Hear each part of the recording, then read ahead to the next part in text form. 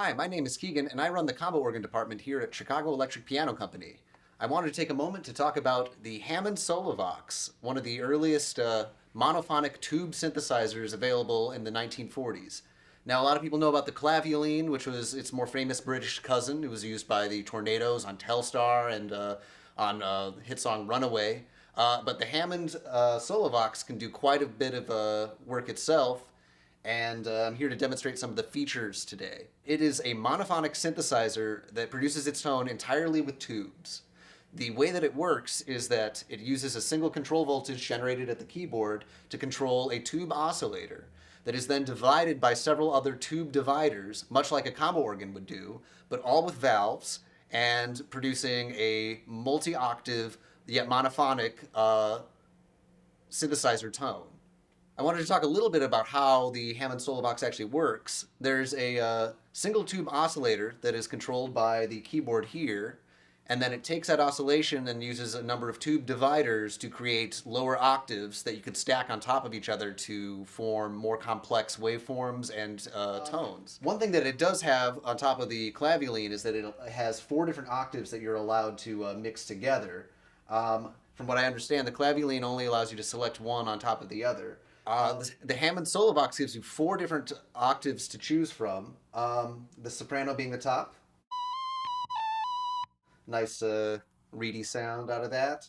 It gets contralto, tenor, and bass. These are all 4 of them stacked on top of each other.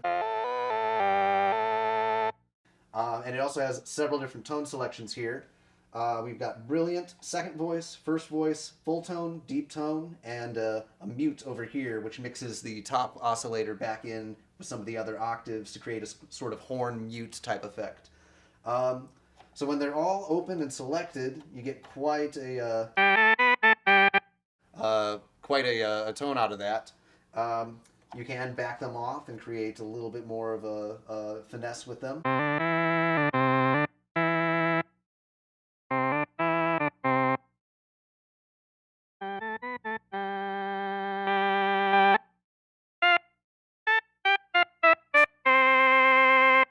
It also gives you a vibrato function. You can turn that off. It was going right now, but when you turn it off, it gives you a little bit more of a straight tone. There is a small amount of tremolo that comes through. My only understanding of that is that perhaps in the early age of electronic music, just a full pitch with no tremulation at all might have seemed a little too eerie or alienating at the time. And really, this was trying to emulate like having a reed player with you when you're playing piano. I guess that's another thing to discuss is the context where actually you would use one of these things. This unit itself is meant to bolt underneath a typical piano, and then these little mini keys line up with the keys of the piano to give you a solo voice to accompany your piano accompaniment. Down here we have the knee lever that would normally be kind of in position underneath your right knee. That allows you to do volume swells. And it has quite a big volume range.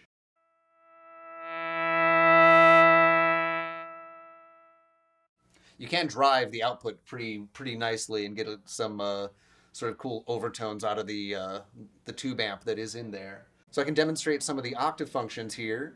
We've got the soprano voice on, which is the master oscillator, the very first one in the series.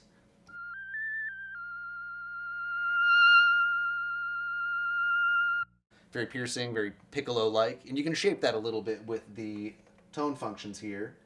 But let me just go on to show off that you can stack these octaves on top of each other. Now here's the contralto on top of the soprano. Starts to become a little more complex. Tenor. And bass added as well. And it can go quite low, especially if you shut these off.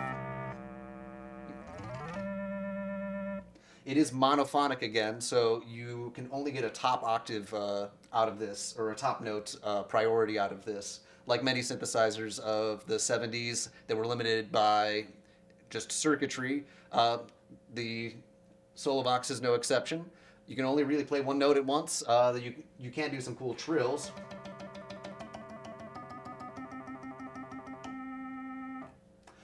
that's a pretty fun effect, and probably a cool novelty for musicians in the 1940s who were just really coming to be the guinea pigs for some of these really early electronic instruments. Look at all those tubes. That's how the sound gets made.